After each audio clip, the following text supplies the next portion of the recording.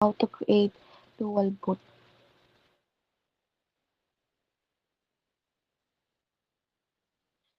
First image is this tool allows user to access important administrative features like task scheduler, event viewer, device manager, disk management, and more. The second picture is disk management section within computer management. The first image displays the control panel in the category view where settings are grouped into broad categories like system, network and sharing center programs, and features and window tools. This view is designed to help user find settings more easily by grouping related options. So, the first image, so ito yung mga nag-review kung saan ng mga design para makatulong sa mga users na mahanap yung mga settings para mas makatulong sa kanila kung hanapin yung mga related options. So the second image shows the control panel in the large icons or small icons view na kung saan yung mga individual settings and mga tools ay nakalista ng alphabetically without grouping. So itong second is para siyang ito yung nag-view ng naka-direct access na sa control panel item. Sa, such as computer management, device manager, event viewer, and etc.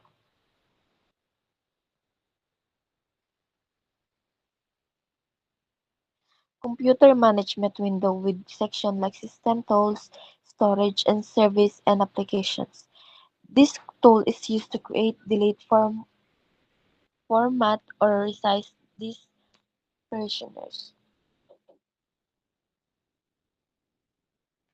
So the main computer management window which provides a centralized interface for managing various system components like tools, storage, and services and applications. So itong tools na to is na-allow niya mga users na mag-access sa mga important administratives, yung mga features like task scheduler, event viewer, device manager, etc. Sa disk management naman section within computer management. So dito we can also see the layout ng computer hard drives and partitions. So sa disk management, ina-allows niya yung mga users to create, delete, format, and resize these partitions, as well as assign drives, letters, and manage storage devices.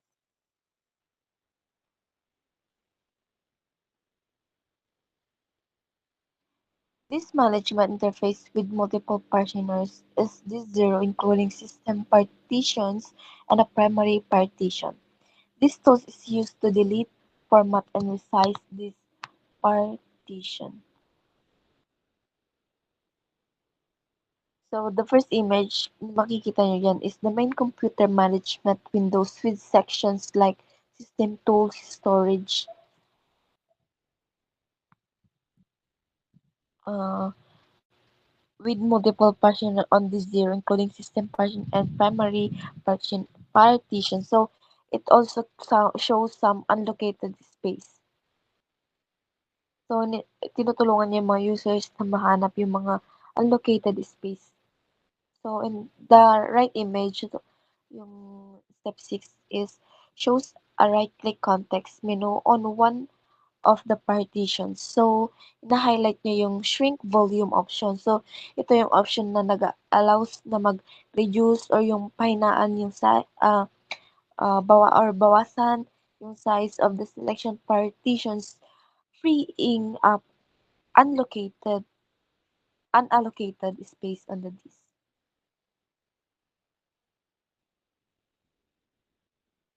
Next, the freed space will be used to install another operating system Ubuntu. Ubuntu download page where you can download the Ubuntu Desktop ISO to create installation media for setting up Ubuntu alongside Windows.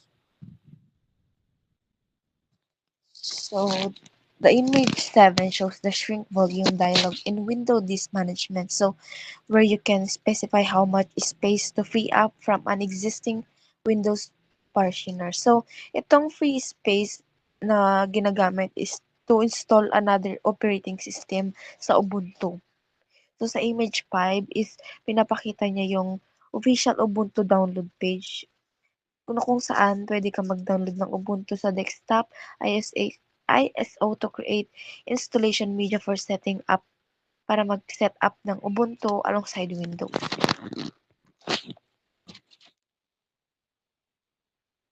Next, displays the official Ubuntu download page for version 22.044 LTS, where you can download the Ubuntu desktop ISO file needed for installations. The boot menu screen after booting from the Ubuntu installation media, offering options like try or install Ubuntu, which lets you e- either test Ubuntu without installing or proceed with the installation. So, sa image 9 is napakita kung ano yung official Ubuntu downloads page kung ano yung version niya. So, yung version is 22.04.4 LTS na kung saan pwede kang mag-download ng Ubuntu sa desktop file needed for installation. So, sa image file naman is the boot menu screen after booting from the Ubuntu installation media. So, na-offerings niya yung options ng either try or install Ubuntu. So, kapag sinabing try, ah, iti-test mo lang yung Ubuntu nang hindi mo dina-download. So, yung kapag sinabi namang install, syempre na-install mo na. Magda-direct na sa device mo.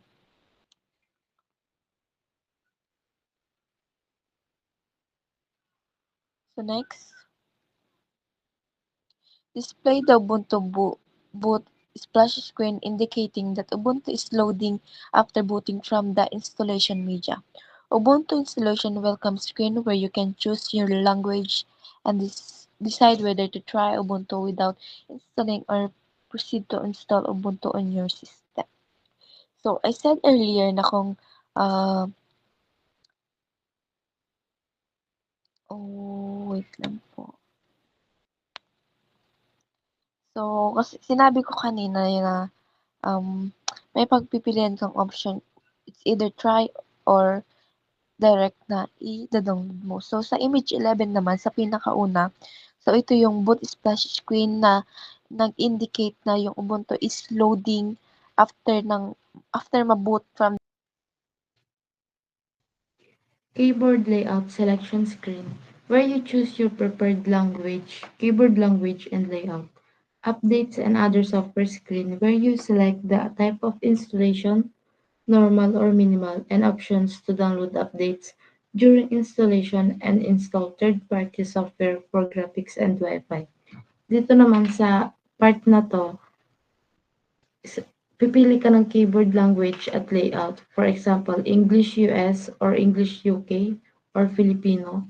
Pwede mo rin i-test yung kung tama yung characters na lumalabas kapag nagtatype ka. Dito mo din pipiliin kung normal installation or minimal installation.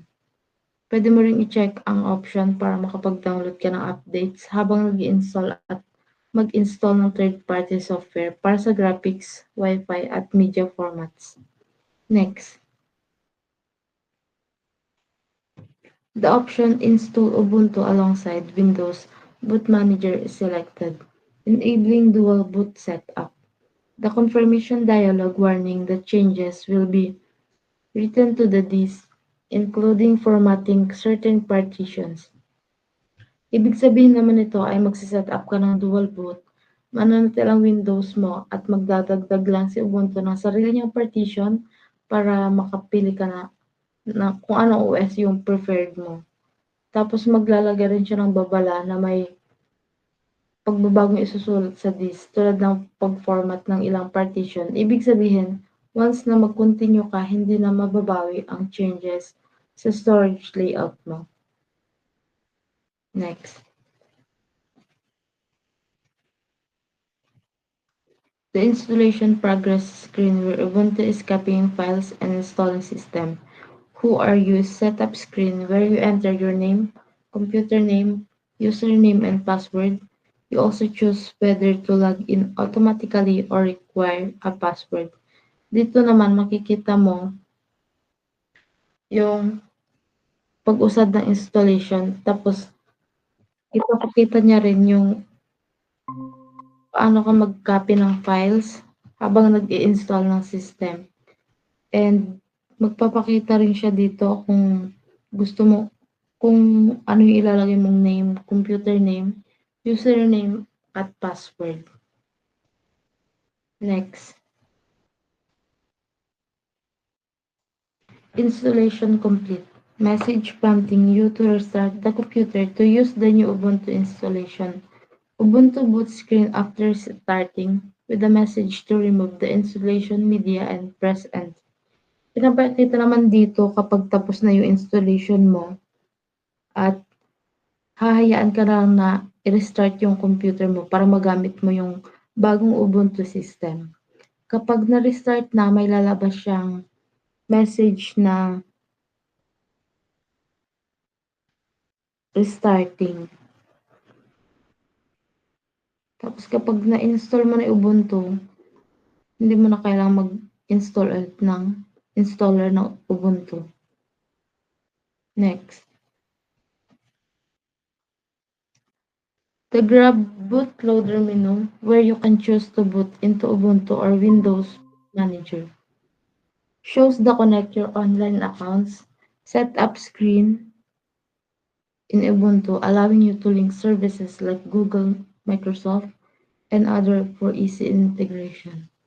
Ito namang menu na to, dito lumalabas yung kapag magbo-boot ka ng computer, dito mo pipiliin kung Ubuntu or Windows Boot Manager ang gusto mong i-install. Tapos dito pwede mong i-link yung mga online accounts mo tulad ng Google, Microsoft, tsaka at iba pa. Next. Ubuntu Pro, a paid upgrade for extended security and compliance. You can skip this step if you want. Welcome to Ubuntu app that has stop responding during the help improve Ubuntu step with options to force quit or wait. Dito naman is may bayad na yung pag-upgrade or pag-extend mo ng security at compliance. Pero pwede mo naman siyang i-skip kung ayaw mo magbayad. Tsaka, at mas gusto mo lang yung standard Ubuntu.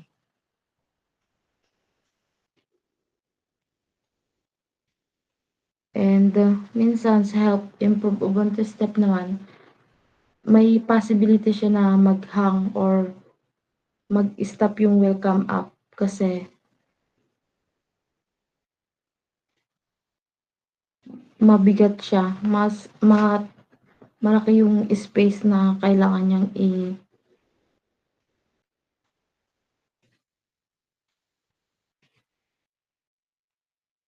malaki yung space niya. Hindi siya basta-basta na i-install. Pero may option ka naman kung gusto mong i-force quit or mag-wait ka na lang na gumana. Part of the post-installation setup that display the main option location service, which allows apps to access your device location. So this part is ang pag-set up daw is ito ay isang bahagi ng pag-set up o pagkatapos ng pag-install is nagpapakita ng pangunahing option na may location service which allows apps to access your device location. Parang nagbibigay siya ng access sa app na para malocate yung device. Parang ganun. And this is the final setup completion screen in Ubuntu that it says you're ready to go. So this final setup is um, parang ito yung panghuling screen ng pag-complete ng pag-setup sa Ubuntu na um, may may nagsasabi na you're ready to go. Ubuntu is showing a message that says update software has been used. So, ang Ubuntu naman is nagpapakita siya ng message na nagsasabi din ng update software has been used. And it says that a new Ubuntu version 22.04 is available, and it asks the user whether they want to install the upgrade now or remind later or view settings. So, sinasabi dito um, na pag yung Ubuntu is um, nag nag-available siya ng pag-install or I know, pag sinabing na may available na bagong version ng Ubuntu ng 22.04 is itatanong dito na sa user kung gusto nilang install or upgrade o and ipaalala sa ibang um, i-remind nila sa'yo kung i-view or view settings nila. Tignan yung mga settings, parang ganun.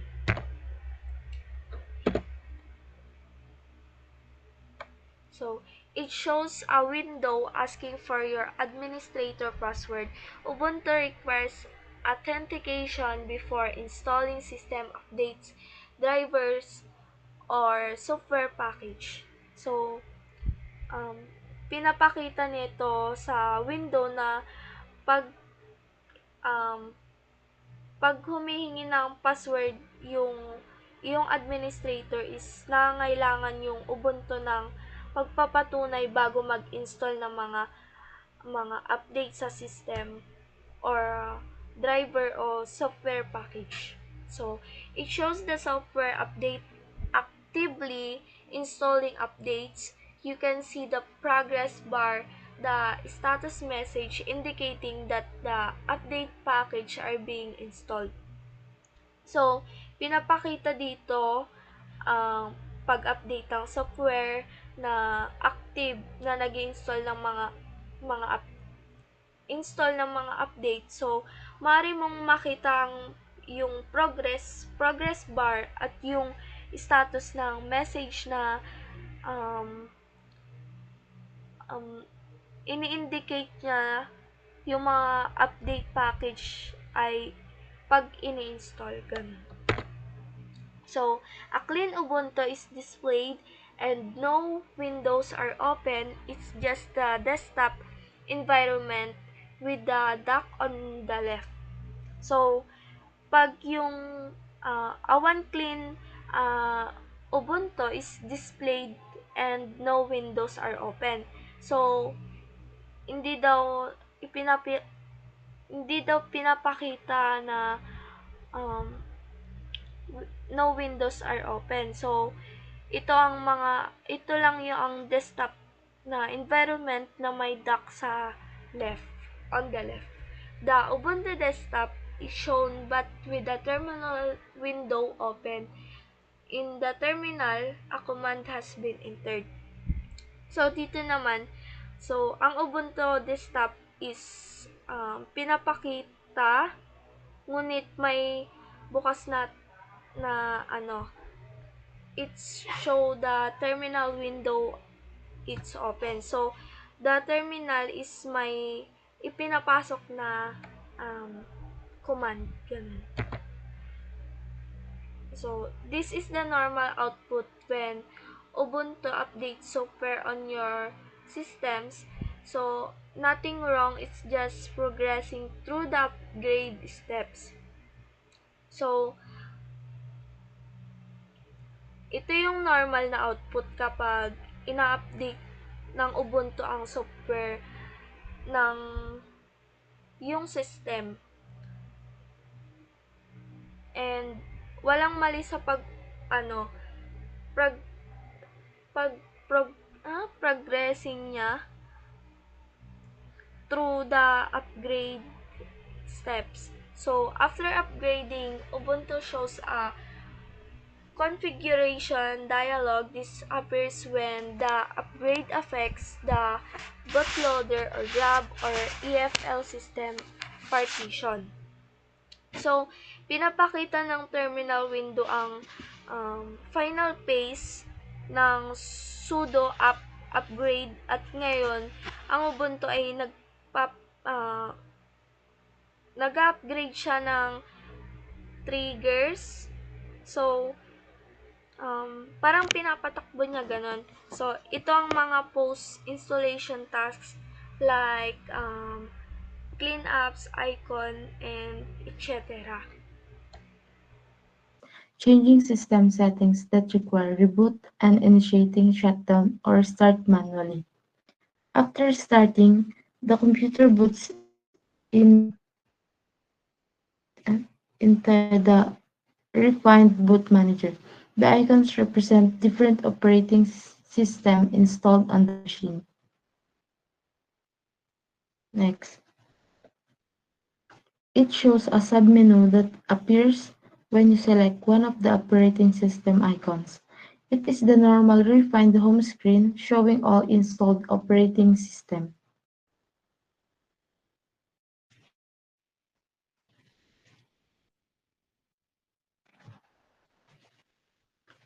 This screen provides the actual boot command Refined uses. This screen appears when you press F2 while an OS icon is highlighted, or pressing I for information depending on configuration. Next. Indicating that the system is either booting up or in the process of restarting. This suggests that system is ready for a user to log in. Next.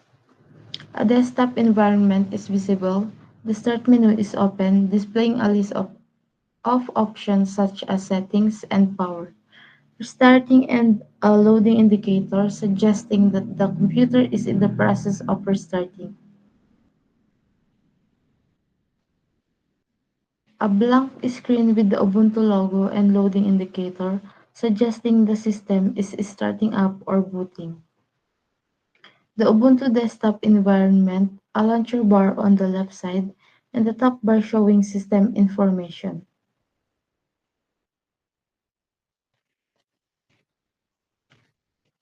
And dyan po nagtatapos yung guide na ginawa namin para kung paano gumawa ng dual boot. Yun lang po and thank you very much.